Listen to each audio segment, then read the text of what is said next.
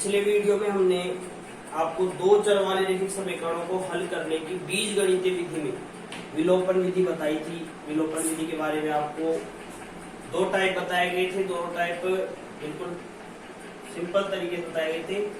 अब आज हम देखने वाले हैं वज्र गुणन विधि। दो चर वाले रैखिक समीकरणों को हल करने की तीन विधियां यहाँ आप पढ़ेंगे। पहली थी प्रतिस्थापन, जो हम आपको बता चुके हैं पिछले वीडियो में, और एक थी विलोपन और एक वज्र गुणन है जो आज हम सीखेंगे। जैसे क्वेश्चन देखिए, 2x प्लस वाई माइनस 5 बराबर 0 और 3x प्लस 2y माइनस 8 बराबर 0। तो सबसे पहला काम तो क्या करना है, प्रश्नावली जो 3.5 है उसमें कहा गया है कि दिए हुए समीकरण से जांच कीजिए कि दिए हुए समीकरण का हल अद्वितीय है या समांतर या अनेक हल है या कोई हल नहीं है। अद्वितीय हल होने की स्थिति में वज्र गुणन विधि का प्रयोग करना है। तो आज हम आपको वज्र गुणन विधि सिखाते हैं।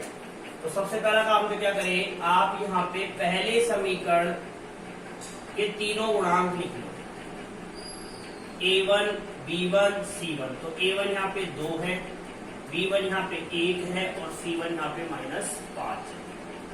फिर a2 3 है, b2 2 है और c2 जो है वो -8 है। तो सबसे पहला काम ये करेंगे हम कि दोनों समीकरणों के गुणांक लिख लेंगे। पहले समीकरण का a1, b1, c1, a2, b2, c2 दूसरे समीकरण में हो जाएंगे। अब यहाँ पे एक टेक्निक आपको सीखनी है जिससे आसानी से वज्र गुणन विधि से प्रयोग कर सकते हैं आप। देखिए, x बटा y बटा और 1 बटा, अब देखिए बी सी सी ए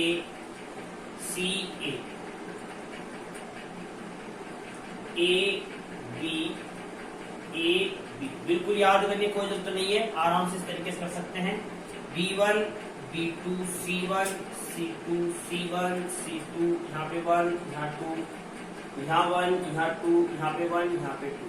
तो इस तरीके से आप तैयार कर सकते हैं। यहाँ पे ये सूत्र आपको काम आ जाएगा। x का जो मान है, x का मान निकालने के लिए नीचे लिख देंगे BC, यहाँ पे y के लिए लिख देंगे, यहाँ पे एक अचर पद के लिए लिख देंगे।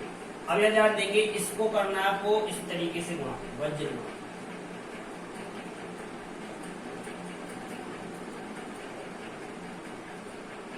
ध्यान से देखिए, सबसे पहले तो आपको जो दो समीकरण दिए हुए हैं, पहला समीकरण और दूसरा समीकरण, दोनों समीकरणों से आपको पहले समीकरण से भी इसके गुणांक निकालने हैं। ए बी सी का मान, यहाँ से भी ए बी सी का मान निकालना है। तो a1 यहाँ 2 है, b1 1 है, c1 -5 है, a2 3 है, b2 2 है और c2 -8 है। अब यहाँ पे हम वज्र गुणन विधि से हल कर रहे हैं, तो हमको ये याद करना पड़ता है, लेकिन आपको याद करने की जरूरत नहीं है। जैसा कि मैंने बताया, x बराबर y बराबर 1 और इनके नीचे BC लिखना है, CA लिखना है, AB और फिर गिनती लिखनी 1 2 1 2 और क्रॉस मल्टीप्लाई करना है। और फिर क्या करना है, क्रॉस मल्टीप्लाई करने के बाद में यहाँ पे हमें घटाना होगा, जो आप देखेंगे आगे। x बटे b1 का मान है यहाँ पे 1 और b2 का मान है 2, इन दोनों के मान लिख देंगे। c1 का मान है -5 और c2 का है -8। क्रॉस मल्टीप्लाई करेंगे इसको इससे और इसको इससे। फिर y c1 -5 ये -8 और a1 है 2 और ये हो जाएगा 3। इसको इससे क्रॉस मल्टीप्लाई करेंगे। फिर 1 बटा a1 है यहाँ पे 2 3 और b1 है 1 और b2 है 2। इसको क्रॉस मल्टीप्लीकेशन इस तरीके से करेंगे। अब ध्यान से देखिए, x बटे 1 को -8 से गुणा किया तो -8, 5 को -2 से गुणा किया तो -10, और बीच में आपको हमेशा माइनस का चिन्ह लगाना है, घटाना है। फिर यहाँ पे y बटे 5 को 3 से गुणा करोगे -15, -5 को 3 से गुणा करोगे तो 8 को 2 से गुणा करोगे -16, और बीच में माइनस का चिन्ह, बराबर 1 बटे 2 को 2 से गुणा करोगे 4, 3 को 1 से गुणा करोगे 3, और बीच में माइनस का चिन्ह, यानी घटाना होता है।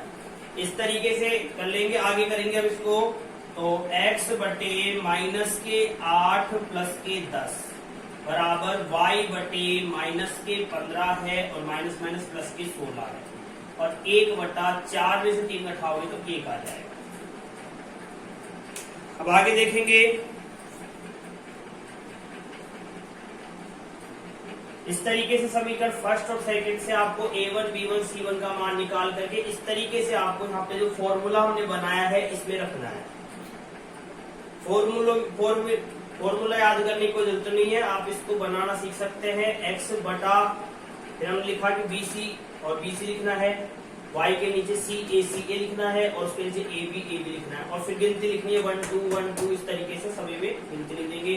और फिर इनकी जो वैल्यूज है a1, b1, c1 की, a2, b2, c2 की, इनकी वैल्यूज यानी इनके जो मान है वो रखते जाएंगे और क्रॉस मल्टीप्लाई कर देंगे, और बीच और सबको आपस में घटाना है, जैसे कि हमने लगाया माइनस का चिन्ह। अब आगे देखो,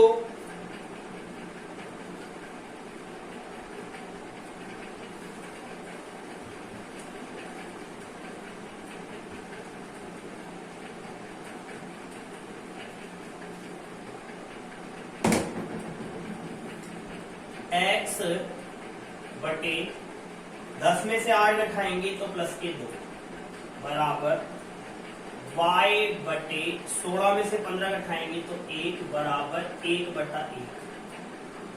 अब आपको क्या करना है, इस तरीके से लिखना है कि x बटा 2 बराबर 1/1 और y बटा 1 बराबर 1/1, यानी कि पहला जो चर पद है उसका संबंध भी लास्ट वाले से बनाना है बराबर में, और दूसरे का संबंध भी लास्ट वाले से बनाना है बराबर में लिख करके। और फिर यहाँ पे क्या करना है, वज्र गुणा करना है। x को 1 से गुणा किया x, 2 को 1 से गुणा किया 2, तथा y गुणा 1 करोगे y बराबर 1, तो यह आपका हो जाएगा आंसर। इस तरीके से आप x और y का मान ज्ञात कर सकते हैं। और जो विधि हम पढ़ रहे हैं, इस विधि का नाम है वज्र गुणन विधि। 2 चर वाले रेखीय समीकरणों में 3 विधियां थी, तीनों विधियां आपको बता चुका हूं। पहली विधि तो वैसे ग्राफीय विधि थी, तो ग्राफीय विधि में हमने ग्राफ सीखी। दूसरी जो विधि हमने पढ़ी थी बीजगणित विधि, उसमें प्रतिस्थापन, विलोपन और फिर वज्र गुणन है। तो वज्र गुणन विधि इस तरीके से आप हल कर सकते हैं, कोई भी क्वेश्चन आपको दिया जाए तो। अब इसमें भी अब टाइप सर्किट वाले जो क्वेश्चन है, जैसे प्रतिस्थापन और विलोपन विधि में जो इबारती वाले प्रश्न थे, हिंदी में जो प्रश्न थे, जो समस्याएं आपको दी हुई थी, उनसे समीकरण बनाना है, और फिर आप वज्र गुणन, विलोपन या प्रतिस्थापन किसी भी विधि का आप प्रयोग कर सकते हैं। तो आगे जो क्वेश्चन इसमें दिए हुए हैं वो उसी प्रकार के हैं। वहां पे आपको क्या करना है, सबसे पहले जो समस्या दी गई है उनके 2 समीकरण बनाएंगे, और दोनों समीकरण बना करके जो भी आपको उचित लगे, जो विधि आपको अच्छी लगे, चाहे विलोपन, प्रतिस्थापन या वज्र गुणन, इन तीनों विधियों में से आप किसी भी विधि का प्रयोग करके प्रश्नों को हल कर सकते हैं।